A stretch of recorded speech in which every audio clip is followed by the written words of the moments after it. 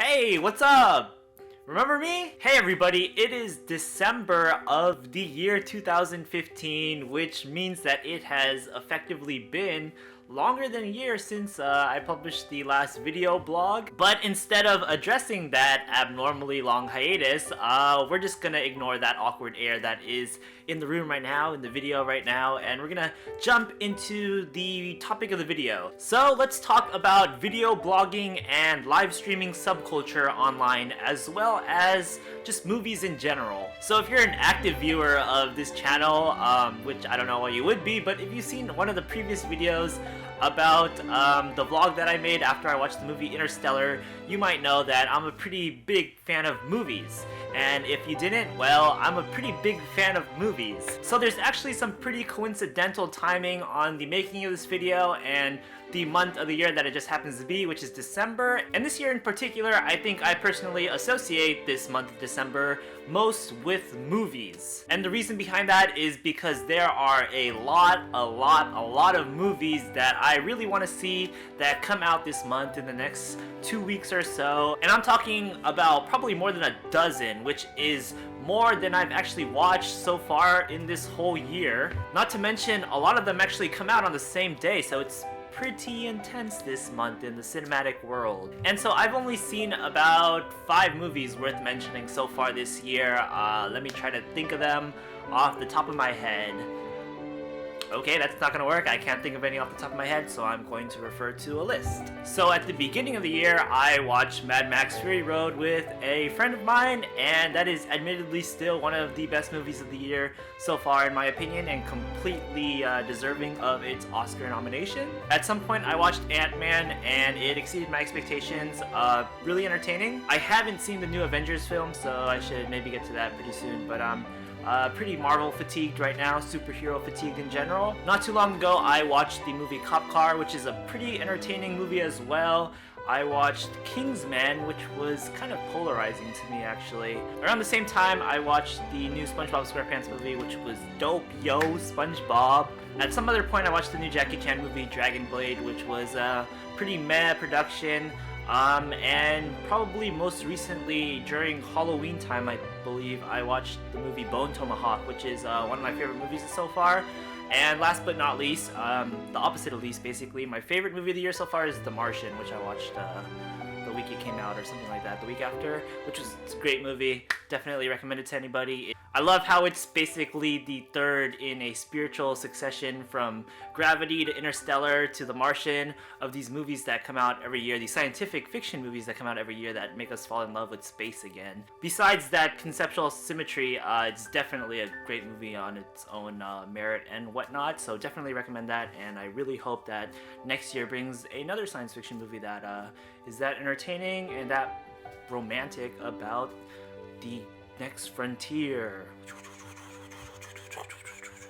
Okay, so those are the handful of movies that I've seen so far in the year, and well, this December, this second half of December, there's going to be way more movies that are coming out that I think will just totally blow out any of the ones currently on my favorite of the year list, except for The Martian probably, and Bone Tomahawk. Those still might remain in the top 10, but we'll see. Pretty crazy forecast going on here. And I am definitely going to take this chance to list some of my most anticipated movies of the year / month, and I know preemptively that I definitely will have to refer to a list right now, so I will go get that list right now. Okay, so I've consulted my list, and just to save you the time of live reading it right off of it, I'll just list some of the most anticipated entries. So we have Joy, we have Carol, we have In the Heart of the Sea, we have The Big Short, we have The Revenant, we have The Hateful Eight, we have Star Wars, we have Crouching Tiger, Hidden Dragon 2, we have Beasts of No Nation, we have Anomalisa, we have Ip Man 3,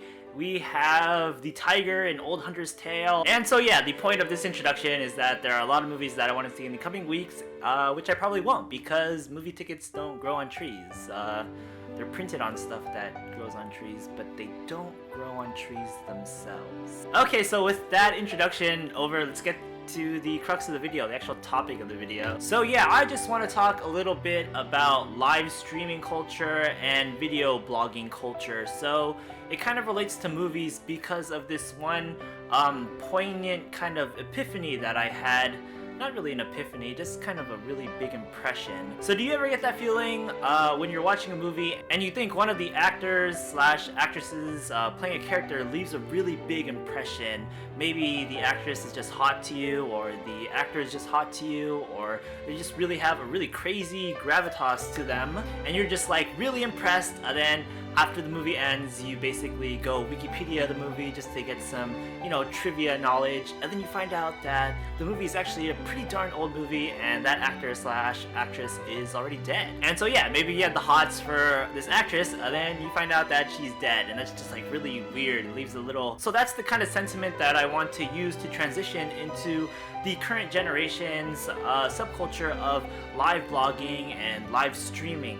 Not live blogging, video blogging. And so yeah, when I was in high school, the internet and all of its subcultures was still kind of too underexposed to be mainstream like it is today. And so things like making videos on YouTube weren't so openly accepted like it is today, even though even today it's still not that accepted as relative to something like a professional career or something. But yeah, back in those days, you could talk about the established YouTube celebrities of that time and it'd be completely normal. So during lunchtime and break time and whatever, you could show somebody this funny YouTube skit on your phone, and it'd be a pretty normal thing. But if you were the one making videos and posting them on YouTube and your friends somehow found out, then at least from my experience, not my personal experience, but my observational experience, it could be something that they could make fun of you for. And I am somewhat guilty of this as well. I have a friend who back in that day made a YouTube video that was hilariously mockable because it was just basically a video about how he was the coolest person in the world. So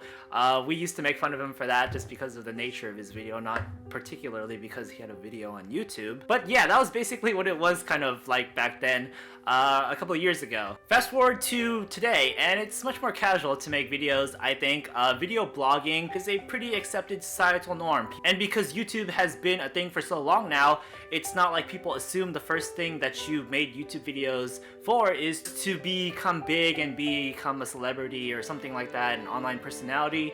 You're just making video blogs maybe to just blow off some steam and rant to the video camera. Everybody does it nowadays. So what this video blog in particular is just a simple tribute to that development. Because as a champion of most forms of self-expression, I think this is definitely a move in the right direction, because people can now be more open and express themselves online, and it's all cool and whatnot, yo. And we're getting all these internet communities about people sharing their lives and all that shit and jazz, and it's cool. And now to most conclusively correlate that to that initial anecdote I had about how you watch a movie that's actually really old, and then you realize that the person that you had hots for is actually dead already, so you just had hots for basically a skeleton buried underground or burned to ashes or something like that.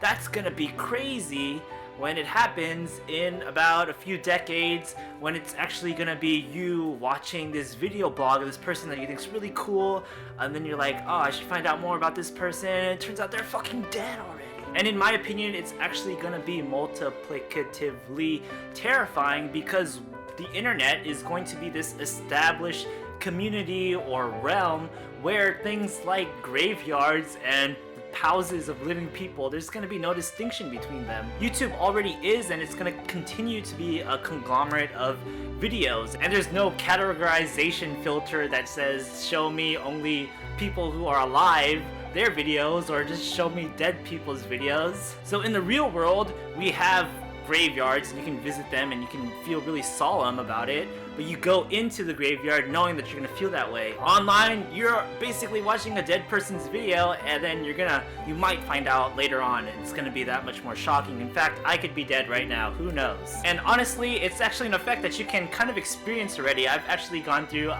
different variations of this experience. You know, back in the old social network days when you had platforms like Zynga and MySpace and stuff like that, who hasn't gone through the old reminiscing of those days, going back to their profiles and seeing all of these dead web pages.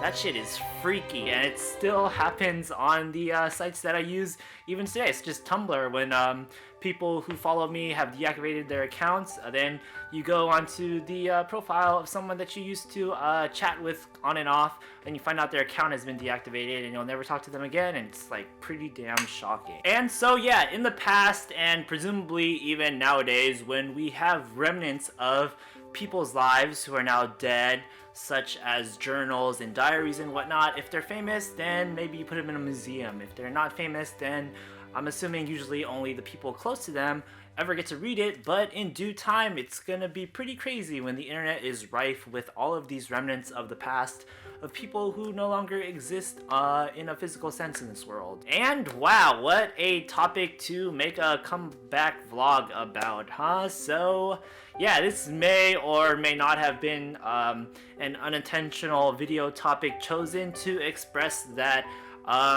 we will try to make more vlogs so that people can watch them when we're dead. I actually do have a lot of written content on my website and thoughts inside my head that I want to turn into video blogs. It all just comes down to a matter of how we adapt them into this format slash medium of just talking to the camera. In fact, if you've been following this channel actively, even though we haven't been active at all for the past more than a year, you might have noticed that I recently published a video that was just me playing games. I was playing Tree of Savior with a friend of mine, and we were talking, and it was some good conversation, but the volume of the microphone wasn't high enough, so it didn't outweigh the game sounds. So I don't know what worth that video is, but I believe I will start venturing into live streaming on this channel, just mostly playing video games and doing some commentary on them, and we'll see how that goes. I'm actually planning to live stream some gameplay tonight, actually, so if you're watching this video the day it was filmed, but I don't think I'm going to edit it in time and publish it in time by tonight, so maybe this announcement is useless, so there's no point in continuing this any longer. See you guys later.